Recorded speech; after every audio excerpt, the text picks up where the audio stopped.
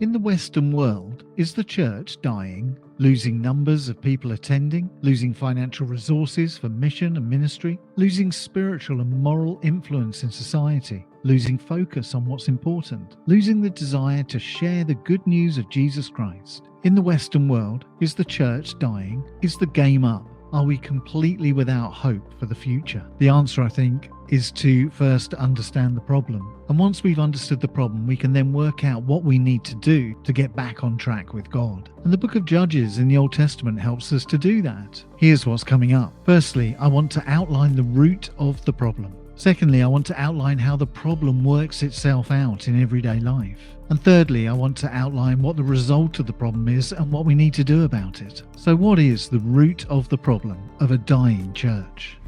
Lack of good leadership. That's the root of the problem. God had been with his people in Egypt and he had raised up Moses to be their leader. And they'd been through the wilderness experience and the mighty Moses had led them through that. And Moses mentored a new and powerful leader to take his place, Joshua. And God's hand was on Joshua and they entered into the promised land and began to settle there. But Joshua did not raise up and mentor a leader to follow him. So when Joshua died, there was no natural successor. And as we read in Judges chapter 2 verses 10 to 12, the next generation forgot the Lord and began to worship other gods. Through the lack of a good leader, the people of Israel stopped being faithful and just went about doing their own thing. Under Moses and Joshua, the people of Israel had been tasked to enter the promised land, to confront the Canaanites and set up a holy nation set apart for God. But instead, they entered the land and decided to coexist with the Canaanites, both politically and spiritually. They absorbed Canaanite ideas into their thinking. They worshipped Canaanite gods. They displaced the God of Israel in a desire to fit in a desire to be non-offensive, in a desire to be culturally acceptable to the people around them. They decided to live and worship in a way that reflected the world around them rather than reflected God's call on them to be a separate and holy people. And in so doing, the unique relationship between them and God died. Moses would have resisted that. Joshua would have resisted that. But there was no effective leadership. In so many ways, the church in the West today would rather accommodate itself to the cultural norms of society rather than be set apart as the people of God. We fear being different because we fear what others will think about us, and so we try to fit in and not rock the boat so that we won't offend anyone with our views. We need to pray for strong leadership that will speak out fearlessly for God in this generation and lead God's people in the ways of truth. So the root of the problem of a dying church, certainly in the West today, is a lack of good leadership. But how does that work itself out in a practical way? Well, the next part of the book of Judges shows us how.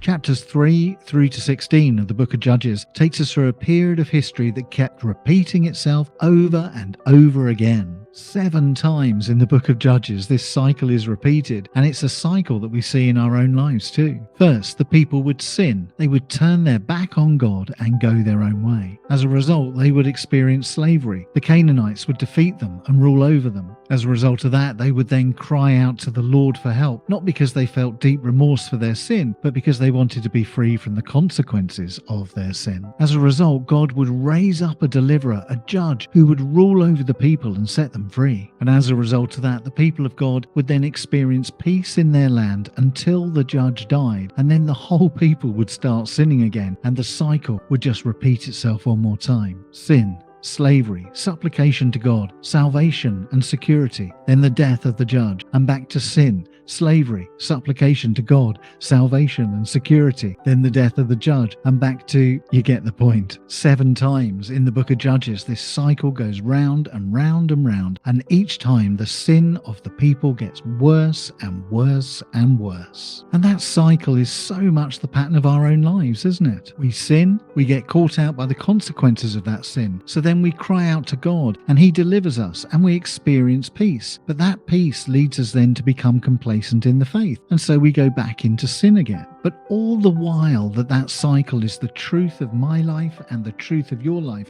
and the truth of every believer in the world, the witness of the church grows weaker and weaker, and the church continues its slow decline into irrelevance and death. If the church in the West is dying, it's not enough just to blame poor leadership. We have to look at our own lives, the way we live day by day, and recognize that we are just as much to blame for what's happening to God's church. My sinfulness, my complacency is not a good witness for Jesus. For me to be a good witness, I need to get out of that cycle and submit myself to the Lordship of Christ and live differently, speak out for those values that contradict the values of the world, no matter what the cost to myself, no matter what people think about me. Until I do that, I remain part of the problem of a dying church. Jesus said that we are to be like lights shining in a dark world, but I am too willing to hide that light under a bushel for fear of what other people may think. We have been called to live differently, and we need to embrace that call. So a church dying in the West, the root of the problem is poor leadership. The outworking of that is sinful and compromised Christians. And what is the result? Well, chapters 17 to 21 of the book of Judges gives us two really sad consequences that bring disgrace on God and destroy the witness of his people. Firstly, in chapters 17 and 18, there's what we call the Danite retreat. The tribe of Dan lost its land and its inheritance. Due to their faithlessness and compromised faith, they couldn't hold their territory in the southwest of the country and ended up with just one single city in the north of the country. And that was the ultimate disgrace. We know just how important the inheritance of the land was as a sign of God's ultimate blessing for his people. How far had this tribe fallen for them to lose their inheritance? And we as a church in the West need to be really careful that our compromised faith does not result in the loss of our inheritance from God. And the second result in the last two chapters of the book of Judges was the Benjaminite War. The people of God were divided against each other, which resulted in a terrible and bloody civil war.